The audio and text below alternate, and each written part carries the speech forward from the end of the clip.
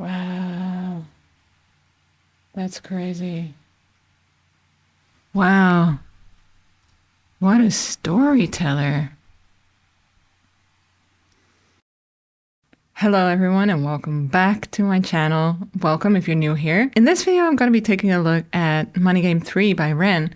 If you haven't had the chance to watch Money Game 1 and 2 first and want to see me experience and go through that whole journey first, go do that now. If you're here just for Money Game 3 though, that's fine too.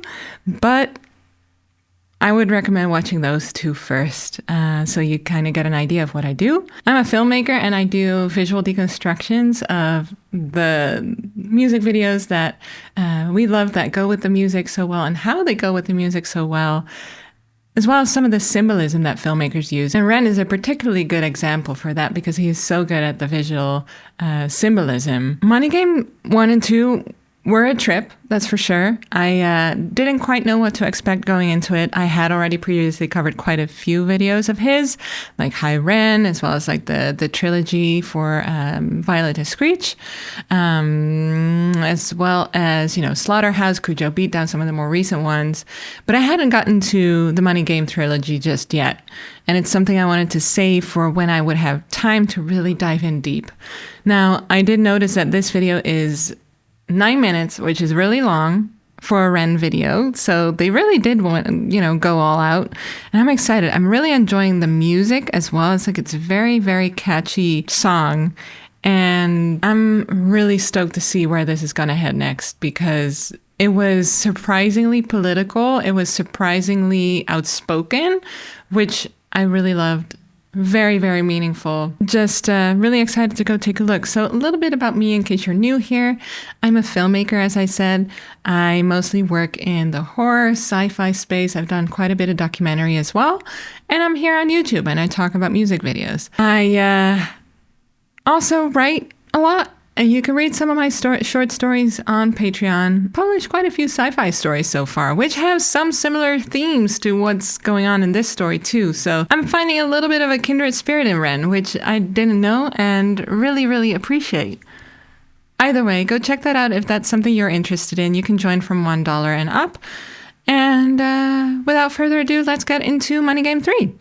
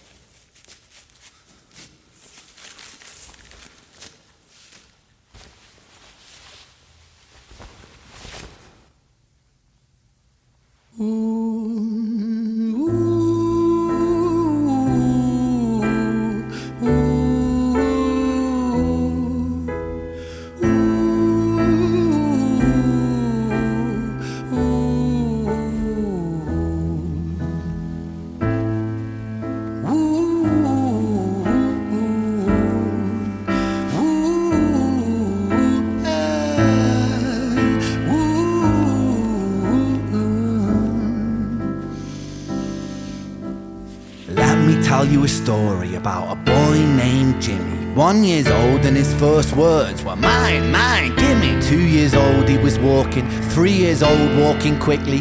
4 years old he was running round the pavements of his city. 5 years old and his daddy told him, listen here son, you gotta learn to be a man. A man, he works for what he wants. 6 years old and he's reading, writing, top of the bunch. And when he's 7, his progression made him student number 1. 8 years old and he's praised for unusual grades. 9, his parents paid for private school to nurture the flame. 10, 11, 12, 13, he ascends and ascends. His daddy tells him, son, money is the means to all ends. 14, solving complex mathematical equations. At 15, IQ 150, still elevating. 16, he develops complex software code that detects weaknesses in cybersecurity protocols. 17, and he sells his vision, keeping the share. Not yet an adult, but he's practically a millionaire. 18, and his daddy tells him, now you're a man. This world don't give a damn about you, so take all that you can. 19, he turns a profit, stocks and shares, invest in product. 20, double down deposits. 21, his income rockets. 22, he learns the truth is just an obstacle to wealth. If you manipulate the data, then the lie will sell itself. 23, a life of luxury, crystal and cocaine. 24, he makes the Forbes list, they're applauding his name. 25, and his daddy tells him, listen here son, while you're sitting in that palace, that don't mean that you won. 26, a business shift, he switches business to arms. He's 27, dealing nuclear and shells in Iran. 28, inside the Senate, money bought him a seat. He's 29, a role of counsel in the president's suite. Now he's 30, his daddy says you're losing the race. You're just a servant to the king, not even in second place. 31, a big maneuver for his daddy's approval, moving imports over borders from the exports out of Cuba. 32, moving grams, growing kilos to tons. He's 33, filling warehouses with powder and guns. 34, turf war. I need to pause this. Wow. It's so impressive. I'm so impressed. This is like the first video, except like level up times 3, right? It's still within the same subject as well, which makes sense because it's part 3. But the amount of work that they must have put into this. Let's look back at what we've seen so far. So we open on this beautiful shot of the hands, which I didn't know that Ren was such a great pianist, by the way, if that's him. I'm assuming it is. But then, it's revealed that it's him. This shot here, hang on, where we have quite a bit of more interesting camera movement here. But this shot, look at that. The beautiful reflection here. That is so cool. That is so beautiful. And the lines in the background and the lines here, that is so satisfying to the eye. And just this. So something I'm noticing here, and previously I hadn't quite connected it, but now with he's wearing the suit as well as the hood. So this is really reminding me a lot of a painting, or multiple paintings by Ren Money, which is a Belgian painter. And it's actually my all-time favorite painting is The Lovers too.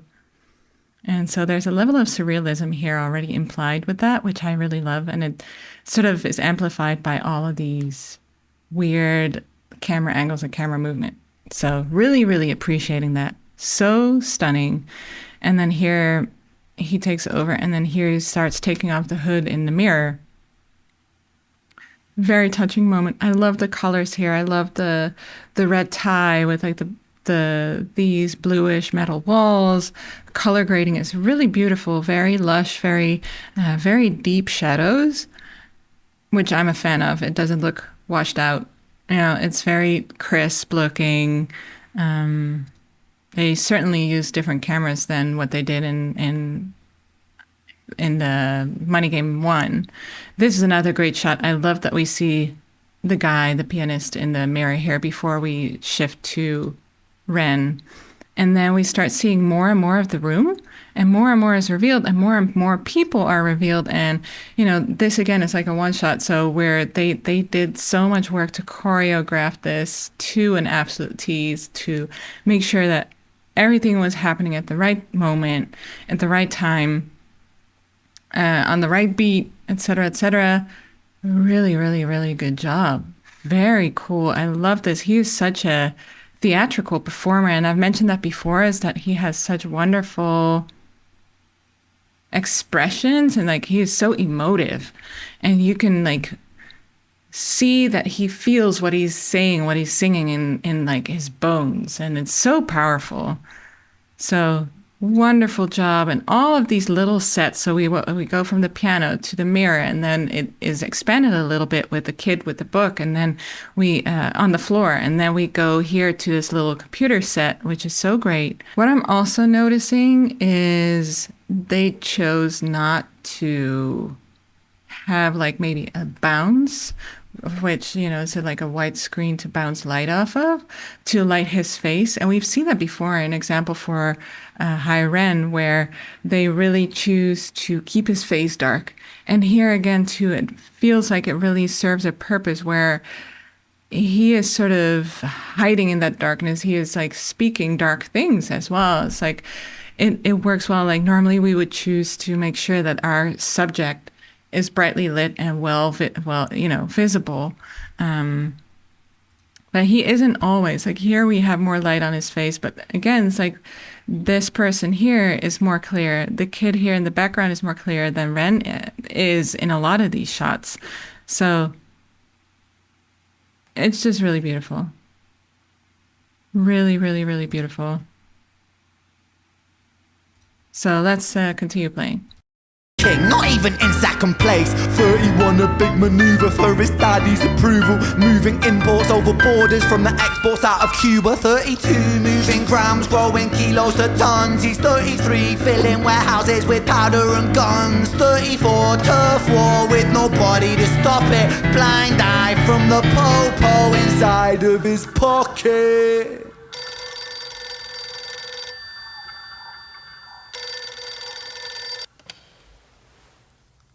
35, he gets the call. I'm sorry, son, but it's your father. Had a heart attack, I'm sorry, he's gone. 36, getting pissed up, abusing his product. 37, eyes glazed, disposition demonic. 38, with a prostitute, a moment of passion. Heating up a silver spoon and then chasing the dragon. 39, getting reckless and hungry for power. Daddy's words are still driving him to kill and devour. Makes a move against the cartel, but the strategy's flawed. They retaliate and leave him in a hospital ward. A bullet buried in his vertebra and one in his leg. The doctor sighs and says, I don't think you'll be walking again. Fuck. Oops.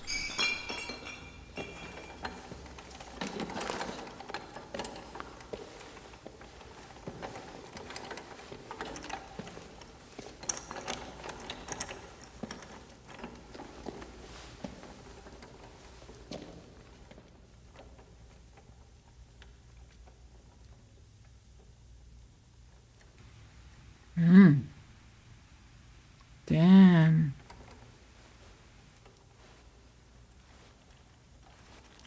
Let me tell you a story about a boy named Jimmy.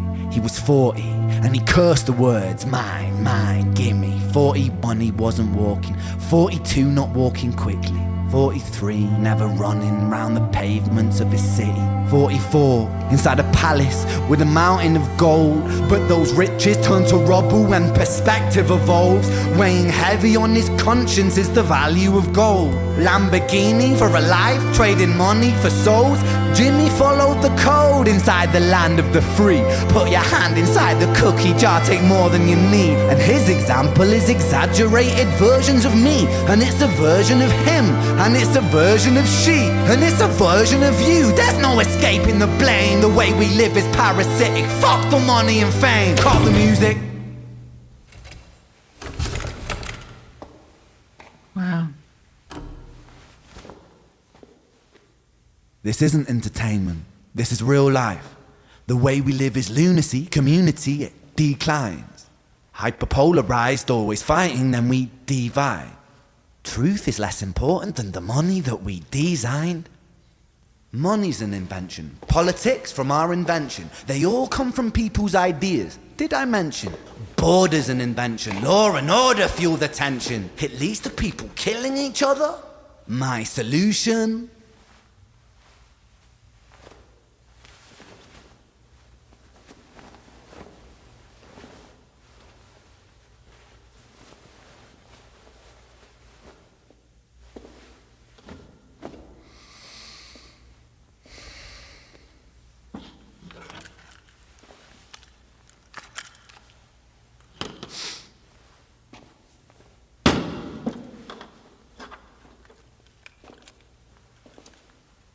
Everything is subject to change.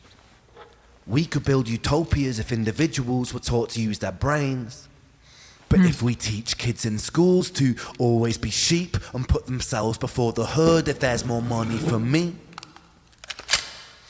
then there's no future I see where the humans survive. We're parasites inside a petri dish with cannibal minds. Mold will grow upon the surface then consumes till it dies.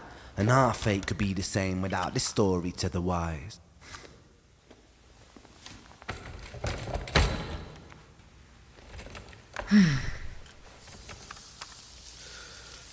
Oh, wow. 45. Jimmy comes home out of the rain, soaking wet upon a wheelchair, drinking again. He is everything he wants, he is fortune and fame. He's a fortunate fool with an unfortunate fate. With a 45 caliber aimed at his brain. 45 a fitting number cause his age is the same. Here's the words of his father, it's such a damn shame. Then he presses on the trigger of a money game.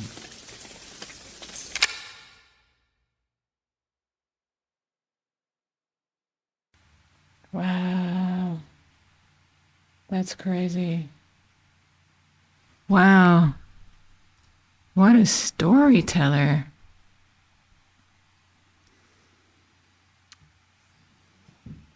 That was, again, so deep, so, I don't know, unexpected and beautiful.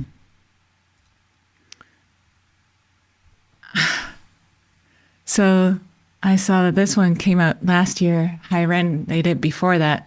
So they've really been practicing, and I saw some, him being in the wheelchair felt a little bit like Hi Ren, whereas, it's also harking back to the Money Game 1, and the subject, of course, it also gave me strong Tale of Violet and Screech as well, because of how he tells the story, of this person, how he basically walks through their lives and year by year and tells their story. But it's so beautifully done, and I love this segment where, while, Money Game 1 was just the guitar, now we get a piano, and now we get like a small, like a quartet with the two cellos and the violins, and it's quite something else, quite something else. And again, just beautiful how the camera moves along with him and back and forth, and there's a certain flow to it, which really adds to the whole experience. And he grabs the camera and then takes it and really takes hold of the narrative that way. And it's so well crafted. As I keep saying, he's such a theater man. And again, he ends by sort of killing himself at the end of Money Game 1, and then here again, and it's sort of like a recurring motif, I feel, with him, like a theme. It's really dark and quite daring, and the rain here was so beautiful, such a touching effect. Well done to everyone involved, I would really say. It's such a wonderfully done film, and the Steadicam op was the same person as before, as on Money Game 1, and again, it was so well done. Beautiful movement, beautiful framing, and of course, it's co-directed by Sam and Ren together, and then Sam is the director of photography, so he basically comes up with all the camera stuff, which I'm sure that Ren is very involved, but also you can just tell how much Sam specifically also has grown in over time as they've been making these videos, and it's so exciting to see. I can't wait to see what else they do and what else they come up with and all this stuff, and what a joy. Let me know your thoughts in the comments. Let me know what I missed. There's so many little references here. I would love to know what they all refer to.